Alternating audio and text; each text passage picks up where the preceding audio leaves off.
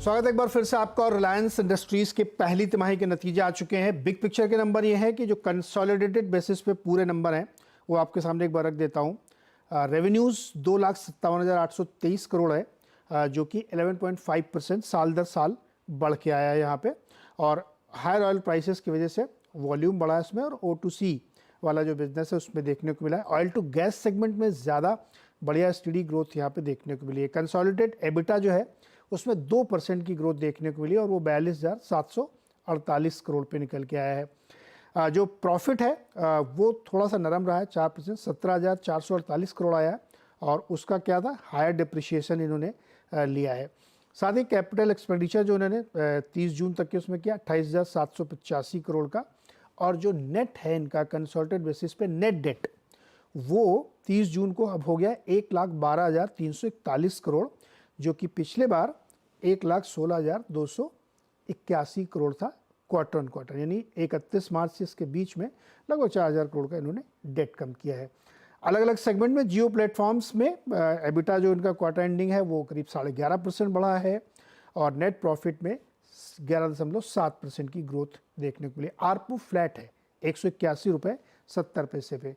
Retail कारोबार में देखेंगे तो यहाँ पे 8.1% की साल दर साल रेवेन्यू ग्रोथ देखने को मिली। 75,000 से ऊपर निकल गया, 75,000 करोड़ से। और एबिटा इनका 5664 करोड़, जहाँ पे 10.5% की एनुअलाइज बेसिस पे ग्रोथ देखने को मिली। तो ये बिग पिक्चर के नंबर हैं। O2C सेगमेंट में 18.1% की YOY ग्रोथ देखने को मिली है। 1,57,000 करोड़ का ये यहाँ पे देखने को मिला है। हमारे साथ 3 मेहमान जुड़े हुए हैं, सनी अग्रवाल, शरद अवस्थी और नरेंद्र सोलंकी जी। सनी, अब आपके पास आते हैं। हम लोगों ने भी डिस्कस किया काफ़ी विस्तार से कि प्लेटफॉर्म वाला बिजनेस, टेलीकॉम वाला बिजनेस किस तरह किया। आप थोड़ा रिटेल वाले को एक बार समझते हैं, फिर बिग पिक्चर और देखेंगे। रिटेल का बिजनेस 8 पॉइंट की ग्रोथ से दिख रहा है यहाँ पे, जो इनकी रफ्तार बढ़ने की। अगर 75,000 करोड़ एक क्वार्टर में निकल रहा है तो काफ़ी बढ़िया पोजीशन है उनकी, काफ़ी सारे एक्विजिशन उन्होंने किए हैं।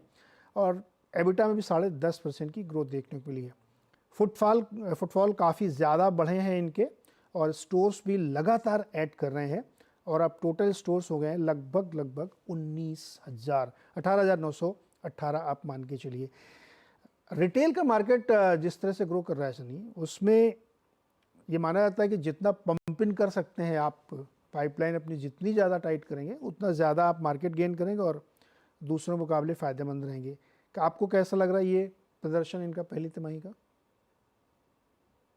या डेफिनेटली रिटेल बिजनेस का जो है उसमें जो कंपनी की जो स्ट्रेटेजी है एक्सपेंशन की, स्टोर एक्सपेंशन की, एरिया एक्सपेंशन की, उसका बेनिफिट कंपनी में डेफिनेटली नजर आ रहा है। और रिटेल बिजनेस में again it's a very well diversified business. तो इसमें बेसिकली कंज्यूमर ड्यूरेबल भी है, फैशन भी है, ज्वेलरी भी है। I think across the board specially मुझे लगता है कि जब सेकंड हाफ, जब फेस्टिवल सीजन किक ऑफ होगा गणेश चतुर्थी से, जो कि अगस्त या सितंबर में प्ले आउट होगा, तो उसमें एक बहुत बड़ा बेनिफिट हम रिटेल बिजनेस में ऑन एक्सपेंडेड बेस आते हुए देखेंगे। और अल्टीमेटली मुझे लगता है कि अगर मैं थोड़ा सा लंबा नजरिया लेता हूँ अगले 2 से 3 साल का, तो आज के डेट में अगर आप देखेंगे कि ऑयल बिजनेस और नॉन ऑयल बिजनेस का जो इबिट लेवल या इबिटा लेवल कंट्रीब्यूशन है FY 24 में मोटा मोटी 50% इक्वली था दोनों सेगमेंट का। और आगे जाकर के जिस तरह से जो एग्रेसिव ग्रोथ हम टेलीकॉम बिजनेस और रिटेल बिजनेस में देख रहे हैं, मुझे लगता है कि जो कंट्रीब्यूशन है प्रॉफिटेबिलिटी में अल्टीमेटली नॉन ऑयल सेगमेंट का बढ़ते हुए नजर आएगा over the period of next 2 to 3 years। और उसी के चलते जो जब आप सम ऑफ द पार्ट वैल्यूएशन निकालते हैं, तो जो नॉन ऑयल बिजनेस है उसकी वैल्यू ग्रेजुअली इंक्रीज होते हुए दिखेगी over the period of next 3 to 4 years। And again India में मुझे नहीं लगता है कि कंजम्पशन स्टोरी में कोई किसी को डाउट है। Definitely Reliance being one of the largest retailer, obviously इसका जो बेनिफिट है एक्सपैंडेड स्टोर का हम आते हुए देखेंगे इन द सेकंड हाफ। ये तो मीडियम शॉर्ट टर्म का नजरिया हो गया, बट अगर मैं लॉन्ग टर्म के लिहाज से भी देखता हूँ तो मुझे लगता है कि रिटेल में काफी स्कोप है for shift from unorganise to organise, और सीधा सीधा बेनिफिट रिलायंस को across the board multiple category में आते हुए दिखेगा। ओके। शरद, रिटेल भाई आपसे भी राय चाहिए। इनका जो फुटफॉल था उसमें करीब 19% की ग्रोथ देखने को मिली है। रजिस्टर्ड यूज़र जो है इनके पास 31 करोड़ हो चुके हैं और ट्रांजैक्शंस जो टोटल किए गए हैं उसमें 6.5% की ग्रोथ के साथ लगभग 33 करोड़ ट्रांजैक्शन किए गए हैं। तो फुटफॉल अगर हम देखें और टोटल ट्रांजैक्शन तो इसमें मतलब ऑनलाइन भी शामिल है, उन्होंने कर लिया होगा, दोनों पैरेलल ग्रो कर रहे हैं। शरद। देखिए पैरेलल ग्रो कर रहे हैं, लेकिन अगर आप डीमार्ट के कंपैरिजन में नंबर्स को देखें, जो लिस्टेड बड़ा रिटेलर है, तो मुझे लगता है इस तिमाही में थोड़ा सा रिलायंस ने शायद अंडर परफॉर्म किया है। जबकि रिलायंस के तीनों चैनल्स काफी एक्टिव हैं, चाहे ऑनलाइन हो, चाहे ऑफलाइन हो या नॉन कोर ऑफलाइन हो। तो मुझे लगता है ये तीनों सेगमेंट्स इनके काफी स्ट्रांग हैं। बट इस क्वार्टर में लगभग मेरे हिसाब से 400 करोड़ जैसा मिस है एबिटा के लेवल पे। उसके फाइन प्रिंट हम लोग को देखने पड़ेंगे कि उसके रीजन क्या है। लॉन्ग टर्म में जैसा अभी सनी भी बोल रहे थे कि लॉन्ग टर्म में ऑब्वियसली ग्रोथ रेट्स वगैरह स्ट्रांग रहने चाहिए, तो वो वैल्यूएशंस को ड्राइव करेगा। आज भी आप अगर एसओटीपी में देखते हैं तो लगभग 1000-1200 रुपए रिटेल के ही आते हैं, तो मेजर पार्ट ऑफ वैल्यूएशन वहां से डराइव हो ही रही है और ग्रोथ रेट्स आने वाले 2-3 सालों में टेलीकॉम और रिटेल में स्ट्रांग ही रहने चाहिए। तो मुझे लगता है इस क्वार्टर नंबर्स थोड़े से डिसअपॉइंटिंग है रिटेल के, बट ऑब्वियसली जिस तरीके का स्टोर फुटप्रिंट ऐड किया है, शायद इस क्वार्टर भी 2 मिलियन स्क्वायर फीट जैसा ऐड किया है, तो लगातार उन्होंने वो एडिशंस की है और जनरली स्टोर्स को ब्रेक इवन होते होते भी टाइम लगता है। तो मुझे लगता है आने वाले 2-3 साल काफी इंटरेस्टिंग रहेंगे और टेलीकॉम में भी आपका कैपेक्स का साइकिल मोरलेस ओवर हो गया है। मोस्ट प्रोबेबली सिर्फ ये रिटेल और जो न्यू एनर्जी सेगमेंट है वही इनका कैपेक्स ओरिएंटेशन रहेगा।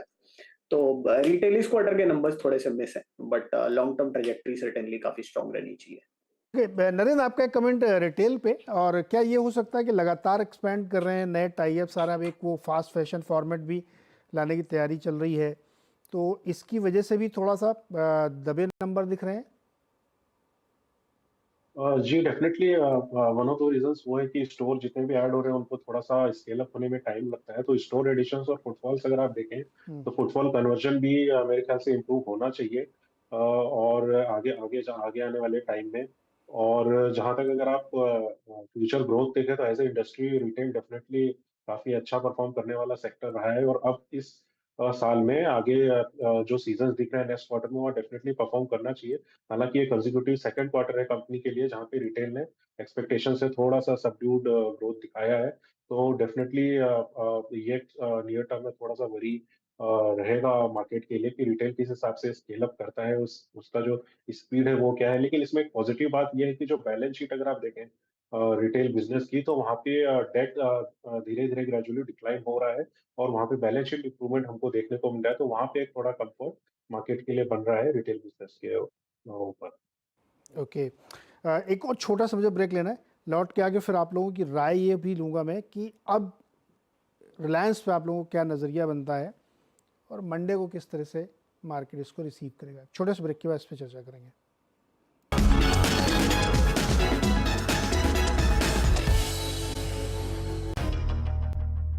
स्वागत है एक बार फिर से आपका, और हम लोग बातचीत कर रहे हैं रिलायंस इंडस्ट्रीज़ के नतीजों पे। तो हमने अलग अलग सेगमेंट्स पे चर्चा की, जिक्र की। एक क्विक रिएक्शन, उसके बाद मैं आप लोगों को व्यू लूँगा।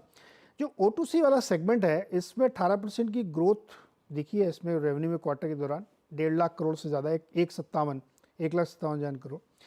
इसमें जो दिक्कत आई असली, जो एबिटा गिरा है 14%, वो क्रैक्स जो ट्रांसपोर्टेशन फ्यूल के हैं, बेसिकली गैसोलीन के हैं, पेट्रोल के, उसमें कमी आई और साथ ही साथ केमिकल जो मैं कह रहा था पेटकेम में भी, उसके मार्जिन में भी 30% साल दर साल की कमी देखने को मिली। ये एक बड़ा इंटरेस्टिंग फैक्ट इसमें देखने को मिल रहा है।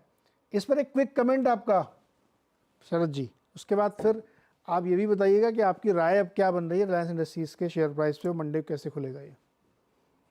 देखिए कुछ तो इसमें सोर्सिंग में जो डिफरेंशिएशन आता है उसकी वजह से भी फर्क पड़ा होगा, क्योंकि रशिया से जो इंपोर्ट वगैरह हो रहा था या जो अवेलेबिलिटी ज्यादा हो गई थी बीच में वो कम हो गई, प्लस क्रूड के प्राइसेस इस तिमाही में बढ़ गए, उसका भी एक इम्पैक्ट आया। तो मुझे लगता है कुल मिला के पेटकेम में भी वो भी एक थीम प्ले आउट कर रही है। वहां पे भी आपका ये जो क्रैक्स कम हुए हैं अक्रॉस द बोर्ड, क्योंकि आपका रॉ मटेरियल प्राइस बढ़ गया और उस हिसाब से आपके फिनिश प्रोडक्ट बढ़े नहीं। पिछले क्वार्टर में कंपनी ने कॉम्प्लेक्स प्रोडक्ट ज्यादा रिफाइन किए थे, तो ऑब्वियसली रिफाइनिंग मार्जिन थोड़ा कंट्रोल हो गई थी और रिफाइनिंग मार्जिन ऊपर भी थी। इस क्वार्टर रिफाइनिंग मार्जिन भी कम थी और आपका रॉ मटेरियल प्राइस भी बढ़ा, तो दोनों इफेक्ट मिला के मुझे लगता है इस क्वार्टर जो आपका O2C बिजनेस है उसमें थोड़ी अंडर परफॉर्मेंस ज्यादा आ गई।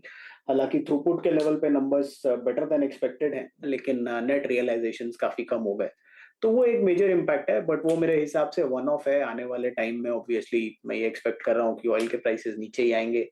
अगले 2 महीने में ओपेक प्लस की एक मीट भी है जहां वो प्रोडक्शन वगैरह बढ़ाने की बात करेंगे। तो एक क्वार्टर का पेन है, मेरे हिसाब से ये सस्टेनेबल नहीं रहना चाहिए। तो नेक्स्ट क्वार्टर मोस्ट प्रोबेबली ज्यादातर चीजें पॉजिटिवली उनके लिए कल्मिनेट करेंगी, टेलीकॉम में भी और O2C में भी। इसके अलावा इन टर्म्स ऑफ वैल्यूएशंस मुझे लगता है अगर आप FY26 का नजरिया लेके चल रहे हैं तो 3250 के आसपास की फेयर वैल्यूएशन आती है। 1000 रुपए के आसपास का ऑयल एंड गैस वाला वैल्यूएशन आप पूरा पकड़ लीजिए, ऑयल एंड गैस O2C मिला के। टेलीकॉम का 1080 के, 1080 1100 के आसपास, और आपका रिटेल का 1200 के आसपास। तो मेरे हिसाब से जो पॉजिटिव ट्रिगर इसमें आ सकता है वो यही है कि अगर हाइड्रोजन और सोलर से रिलेटेड और डिटेल्स निकल के आती हैं तो वो सेगमेंट अगर री रेट होता है तो वहां से काफी बड़ा चेंज आ सकता है। अभी लगभग 300-325 रुपए है वो, प्लस डेट भी रेगुलरली कम हो रहा है, तो फॉरवर्ड नंबर्स में वो भी इफेक्ट आएगा। तो मुझे लगता है 26 के हिसाब से तो फेयरली टू फुल्ली वैल्यूड है। 27 के हिसाब से अगर आप देखते हैं तो मेरे लक्ष्य करीब 3500 के आसपास आने चाहिए। 3500 टारगेट। सनी, आपके टारगेट्स क्या होंगे? I think again the fair value जो है रिलायंस की, अगर लॉन्ग टर्म नजरिया है FY26 FY27 का होराइजन है, तो I think the fair value है रिलायंस का तकरीबन 3400 का।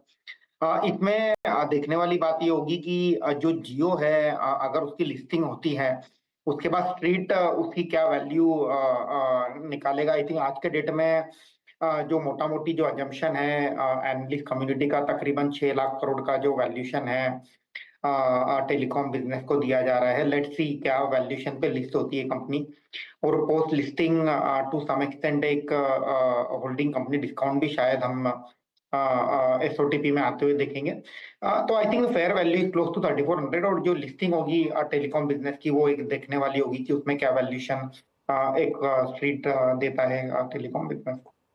ओके नरेंद्र, आपका कवरेज नहीं, लेकिन कोई जनरल व्यू देना चाहेंगे आप उसमें कि कैसा रिएक्शन रह सकता है मार्केट का? जी, मंडे का रिएक्शन में आपको एक बात और ध्यान रखनी पड़ेगी कि ट्यूसडे को बजट भी है, तो बड़ा इवेंट वो है तो मार्केट उसको भी ध्यान में रखेगा। तो काफी मुश्किल है कह पाना, बट क्योंकि हेडलाइन नंबर ओकेश है, बट इंटरनल्स में कुछ कुछ बिजनेस में मिस किया है एस्टिमेट, तो डेफिनेटली पॉजिटिव तो रिएक्शन नहीं लग रहा, बट फ्लैट टू नेगेटिव हो सकता है थोड़ा सा मार्केट दिखाए। But because budget next day he budget है तो वो थोड़ा सा एक डोमिनेट करेगा ओवरऑल रिएक्शन और मार्केट को और इवन स्टॉक को।